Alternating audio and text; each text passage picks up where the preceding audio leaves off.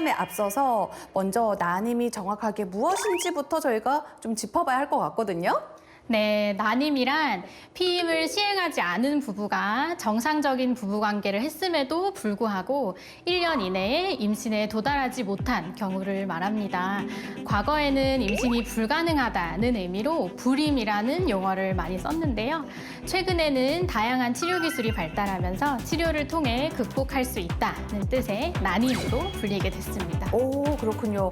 근데 듣기로는 이 난임의 원인도 굉장히 다양하다고 하더라고요. 네, 그렇습니다. 여성의 요인에는 대표적으로 다낭성 난소 증후군과 같이 배란이 잘 되지 않는 배란 장애가 있고요. 양측 난관이 막혀 수정이 이루어지지 않는 난관의 문제가 있습니다. 그렇다면 반대로 이제 남성의 요인에는 뭐가 있을까요? 네, 남성의 요인에는 정자의 운동성, 형태의 수의 이상, 폐쇄성 혹은 비폐쇄성 무정자증 등이 있습니다. 사실 지금 말씀드린 것 외에도 남성과 여성 모두의 요인일 수 있고요. 원인 불명인 경우도 있기 때문에 진단과 치료를 위해 여성과 남성 모두 검사와 상담을 받는 것이 바람직하겠습니다. 자, 그렇다면 실제로 병원에서 이루어지는 난임의 진단 과정도 궁금하거든요. 네, 난임병원에서 진행하는 진단 방법으로는 정액 검사가 있고요. 나팔관 조영술, 그리고 AMH라고 부르는 난소 나이 검사, 자궁 초음파 검사 등이 있습니다. 이 중에서 AMH, 즉 난소 나이 검사는 현재 보유하고 있는 난자의 개수를 추정하는 검사인데요. AMH를 조기에 확인해서 내가 가진 난자의 보유량이 어느 정도인지 확인해 보는 것이 필요합니다. 그렇다면 이 난임의 구체적인 치료 방법은 어떻게 될까요?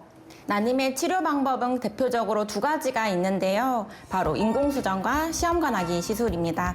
여성의 배란기에 맞춰서 채취된 정자를 자궁관 안으로 직접 주입하는 방식으로 진행이 되고요. 시험관하기 시술은 보통 여러 가지 복합적인 난임 요인이 있을 때 시행을 합니다.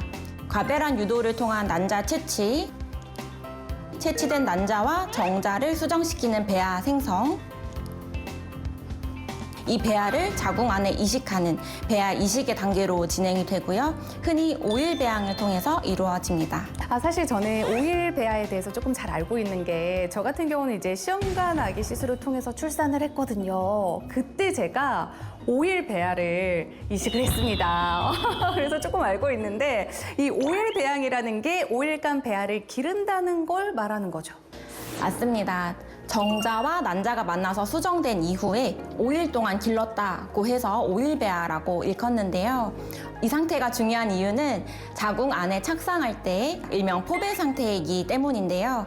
이렇게 착상 직전 상태의 배아를 이식하는 게 착상력 면에서 유리한 편입니다. 그렇다면 기왕이면 오일 배아 방식을 선택을 하는 게 좋은 건가요? 그럼요. 오일 배아 중에도 등급이 있습니다. 배아의 모양이나 발달 상태를 보고 좋은 등급의 배아를 골라서 이식하는 것이 매우 중요합니다. 이때 진행할 수 있는 게 바로 최근 가장 중요하게 여겨지는 기술 중 하나인 착상 전 유전 검사 PGT라는 검사입니다. 오일 배아의 세포 100에서 150개 중에서 5개에서 10개 정도를 떼어내서 배아가 다운 증후군과 같은 염색체의 수적 이상을 가지고 있는지 확인하는 방법으로 무엇보다 유산의 가장 흔한 원인 중 하나가 바로 배아의 염색체 이상이기 때문에 해당 검사를 통해서 정상 염색체를 가진 배아를 선별해서 이식을 하는 것이 좋습니다. 82년생 환자분이셨어요. 2022년도에 췌장암으로 수술도 받으셨고 유산력도 2번이나 있었던 분입니다. 무엇보다 나이가 한국 나이로 44, 쉽지 않은 나이였어요. 환자분에게 착상 전 유전 검사를 통해서 좋은 염색체를 가진 배아를 모으자고 제안을 드렸고 작년 10월부터 총 3번의 얻은 배아를 이식을 했고요. 한 번에 임신이 되셔서 현재는 임신 9주까지 아무런 문제 없이 잘 지내고 계십니다. 와, 너무 잘 되네요, 진짜. 자, 그렇다면 이 난임 부부가 준비할 게 있다면 어떤 것들이 있을지 말씀 부탁드립니다. 네, 식사는 지중해식 식단으로 신선한 채소와 올리브 오일, 생선, 통곡물, 견과류 위주로 드시는 것이 좋고요. 이 외에도 난소의 호르몬 생성, 난포 성숙, 착상과 관련된 단백질 발현 등을 돕는 비타민 D는 개인에 따라 필요한 용량만큼 섭취해 주는 것이 좋겠습니다.